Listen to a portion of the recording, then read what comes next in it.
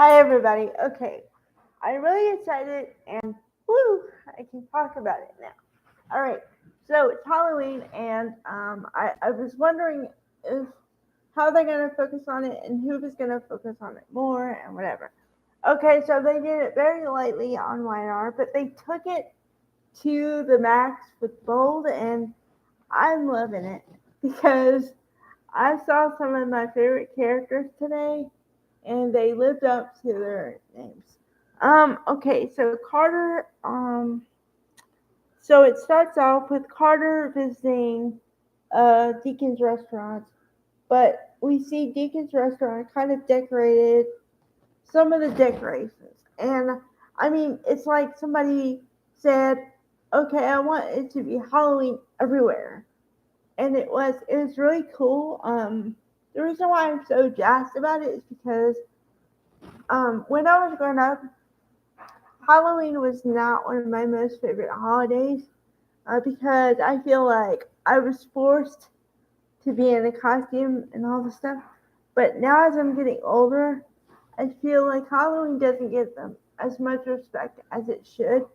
And so, for anyone to highlight Halloween is huge. Okay, so we see the decorations and everything, and Sheila, Kimberly Brown, the lovely, wonderful Kimberly Brown, is is dressed as a witch with with a hat and everything. Okay.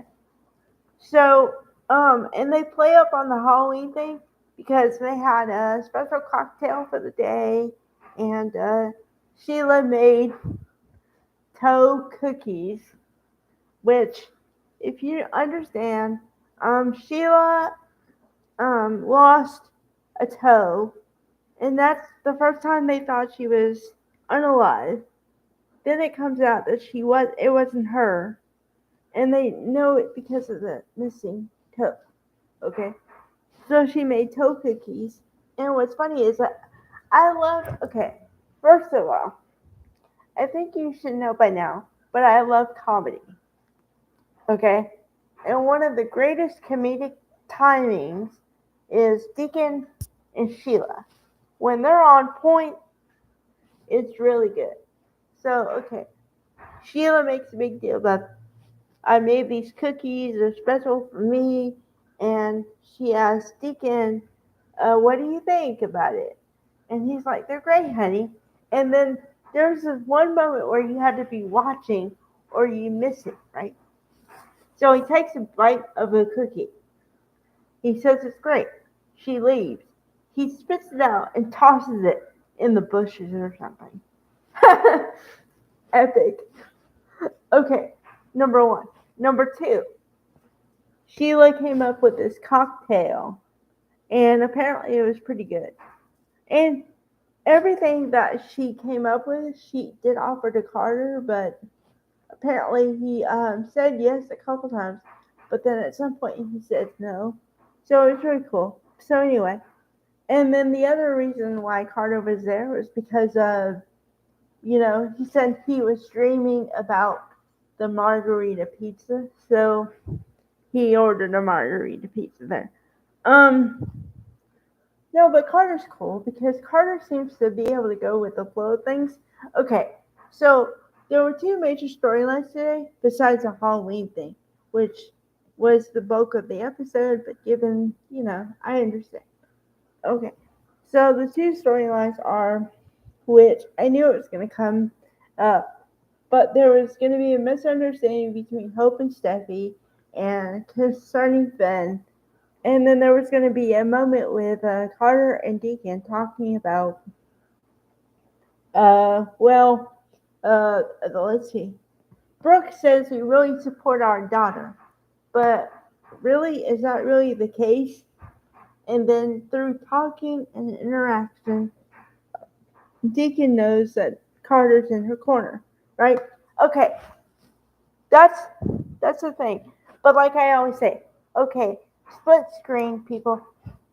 Okay, on this side, hold on. Let's see. On this side, we have Carter talking to Deacon, and he's defending Hope, right? On this side, we have Hope and Steffi dealing with whatever. But see, here's the thing. I don't like Steffi's character, and I can now verbalize why.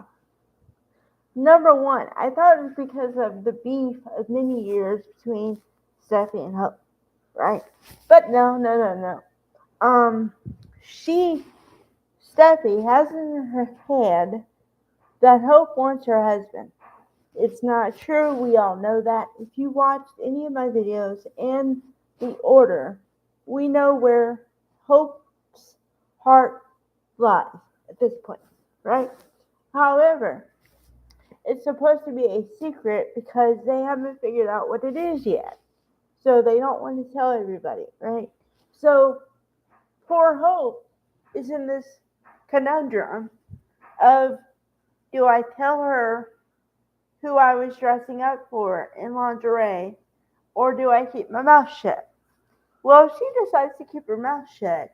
So then Steffi decides that she doesn't really give Hope a chance to explain at all anyway, which she called her on it right away, and she said, well, you're not even giving me a chance to explain. And I was like, damn straight. Okay. But then number two, no matter what Hope said, like I said, Steffi had it in her mind. So then she does the ultimate revenge or whatever. And she says, well, this is Steffi talking now. Well, I told you that if you talked to my husband or did anything with my husband, then it was going to be no more line for you. So then you're fired, get your stuff out, and I mean now. And I'm like, what? Really? She's saying get out? And she's not even letting Hope explain anything? So, okay. And then, because like I said, still remember the split screen. So then Carter's on the other side telling about how great Hope is and all this stuff, not knowing anything about what's going on with Hope in the present at all. So what's going to happen tomorrow is, well, if they keep up with the time, you know what I mean, and they don't just switch to something else, is Carter's going to come back to the office to chaos because he's going to see Hope packing up her stuff because that's what Steffi said. Then he's going to ask what the hell's going on here, and it's just going to be chaos all over that place. So get ready, Forrester Creations. They're going to have to deal with a bunch of stuff due to what Steffi did.